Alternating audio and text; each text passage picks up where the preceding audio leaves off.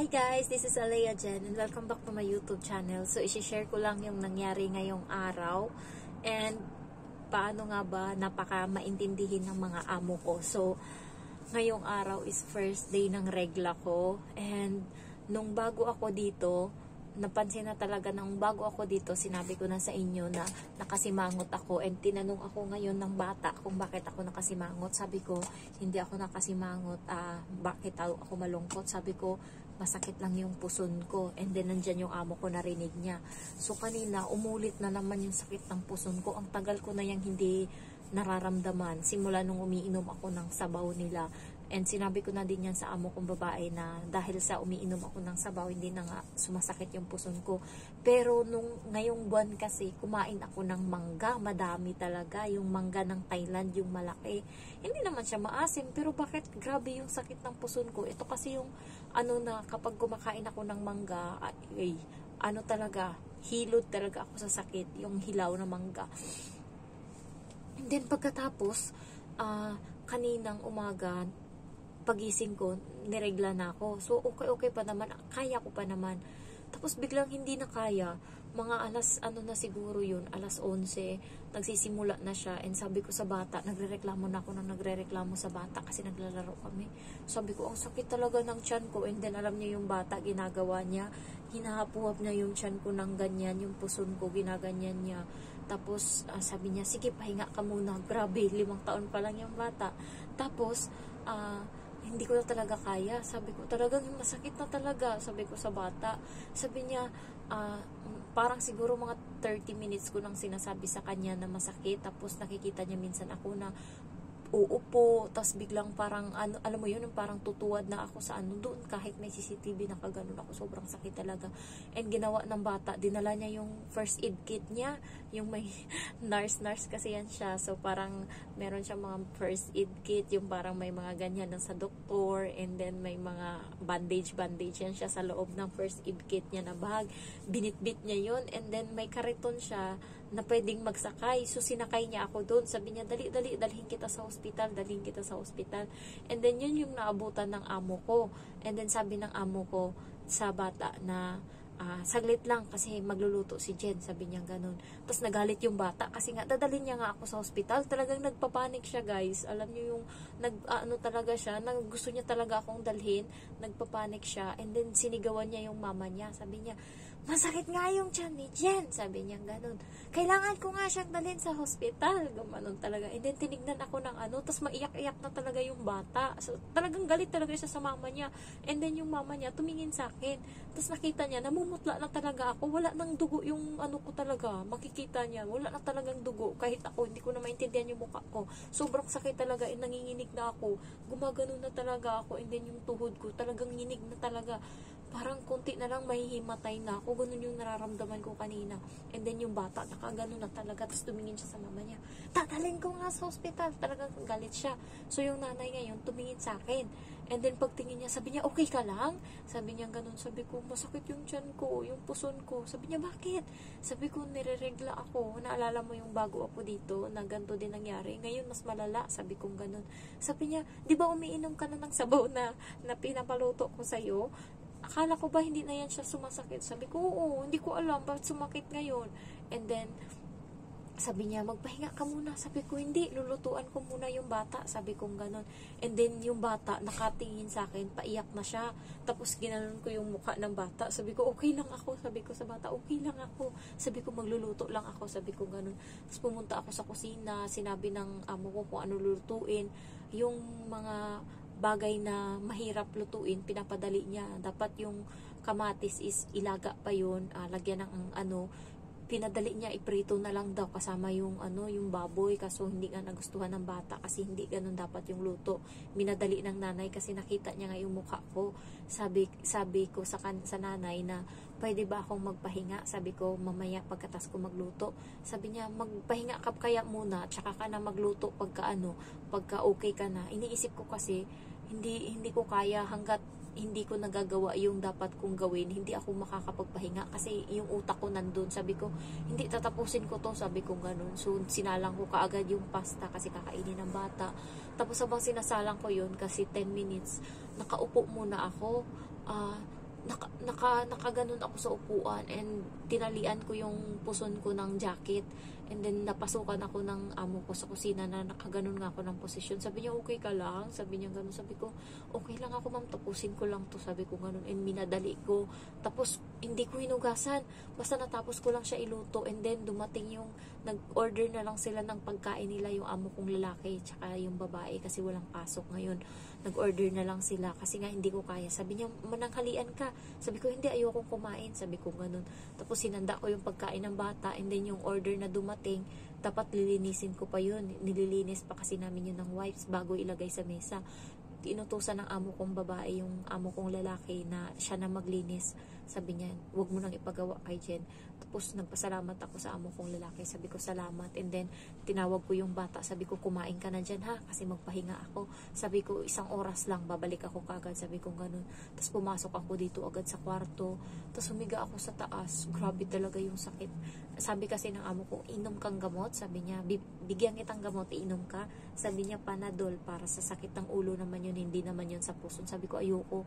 Kasi pag alam ko talaga, kapag ininuman ko to ngayong buwan ng gamot, susunod na buwan, doble yung sakit na mararamdaman ko, and iinuman ko ulit ng gamot, sunod na buwan, wala na, hindi na ako makalakad yan. Kaya tinitiis ko talaga, kaysa sa uminom ako ng gamot na sa susunod na buwan, alam ko na talagang mangyayari sa buhay ko, talagang sasakit talaga siya ng malala. And then, nakatulog ako sa sakit, nilagyan ko ng Efficacent, nakatulog ako. Tapos, hindi ako nag-alarm, yung cellphone ko, iniwan ko dun sa kusina, nakita ng amo ko.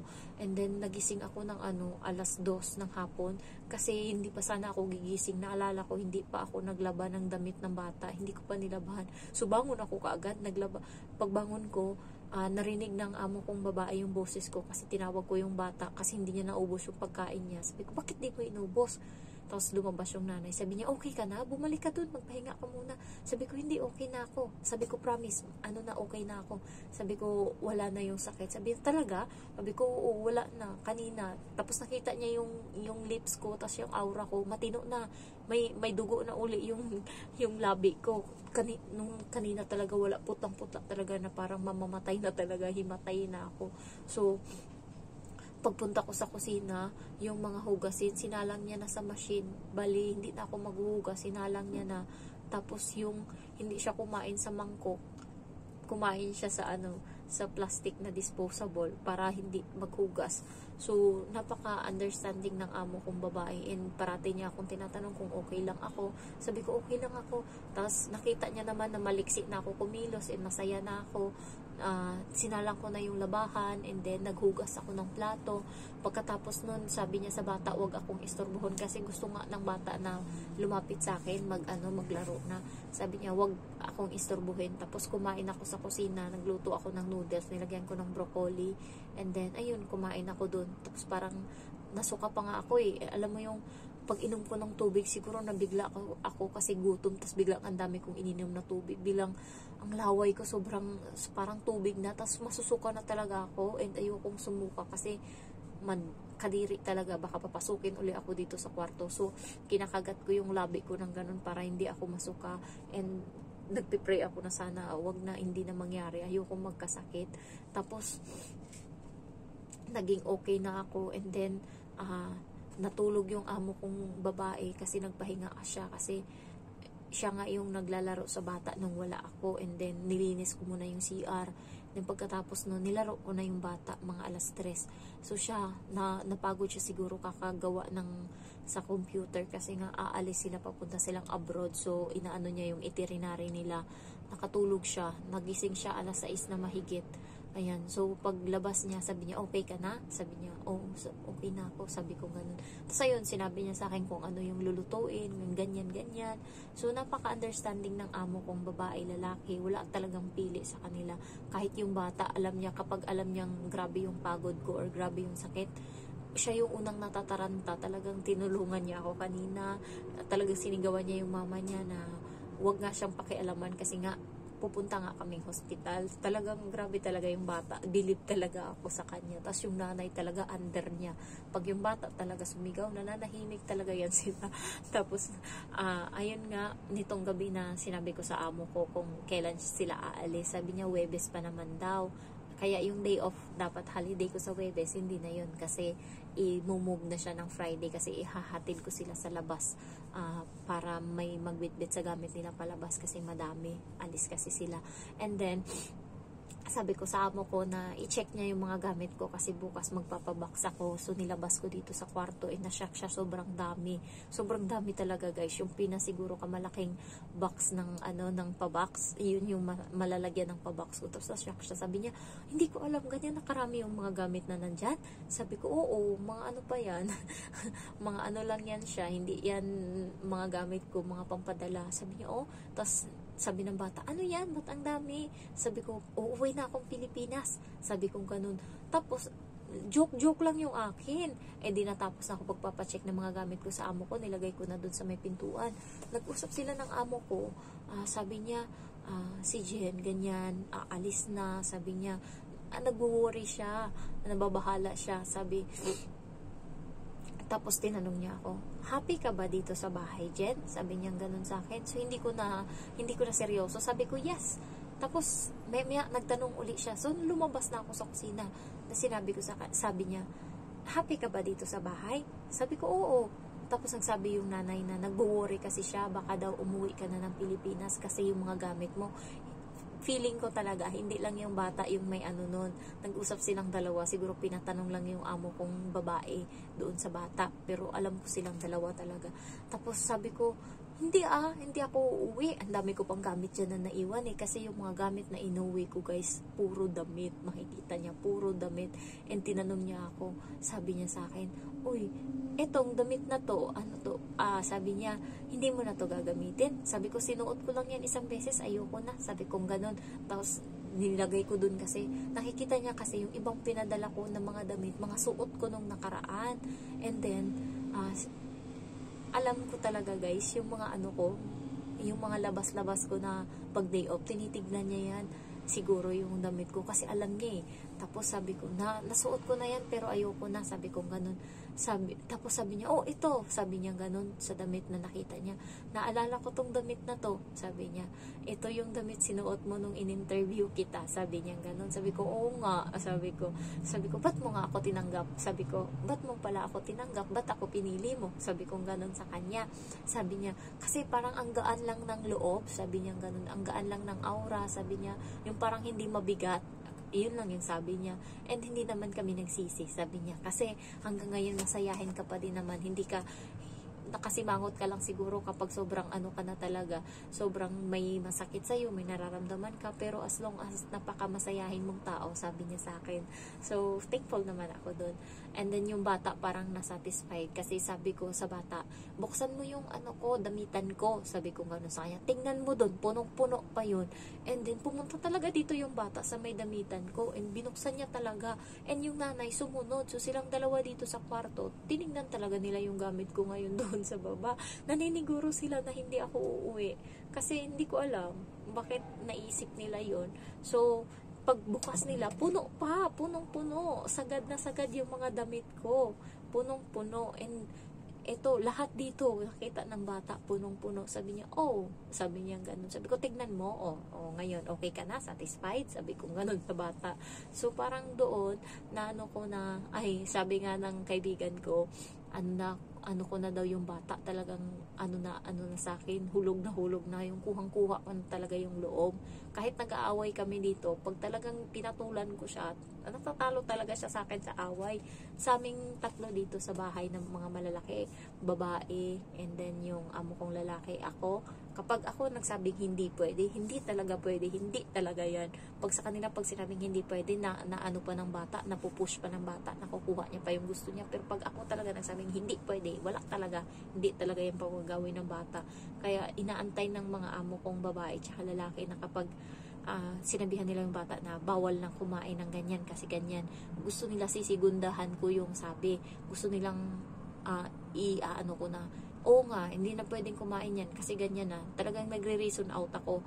And then yung bata, hindi na talaga siya kakain. Katulad nung nakaraan, gusto niyang laruin yung yung anuhan niya ng bottle, yung milk bottle. Sabi ko sa kanya, hindi ko naman kasi alam kung anong laro gusto niya. Kala ko ano, sabi ko hindi pwede kasi ginagamit mo yun pag inom tas lalaruan mo. So yung bata, wala, hindi talaga nakuha ng bata. Nandyan yung nanay tsaka yung tatay. So parang ang ano, okay na. Tapos biglang nakita ko, sabi ng bata, sige yung lotion na lang yung gagamitin kong laruan. Tapos nakita ko, ginamit niya yung parang dede lang, talagang ano lang, laro lang siya na bata daw siya talaga na 0 years old. Sabi ko, ay ganong laro lang pala gugustuhin. Ganong laro lang pala gugustuhin mo. Sige, hiramin mo na tong bottle. Kasi sabi ko, hugasan ko sana. Tapos biglang ganong laro lang pala yung gagawin niya. Hindi niya naman pala lagyan ng tubig or ano. So pinahiram ko sa kanya yung water, milk bottle ngayon. So ayun lang guys, na-share ko lang yung nangyari ngayong araw. Swerte pa din ako sa amo ko kahit papano. Kasi kapag gantong may nararamdaman ako, at least iniintindi nila. Yung ibang amo is walang pakialam dyan. Patrabahuin ka talaga. Ako naman, binawi ko naman yung mga trabaho kanina na hindi ko nagawa. Tinrabaho ko nung naging okay na ako. So, na-share ko lang. Thank you so much for watching. Bye-bye. I love you all.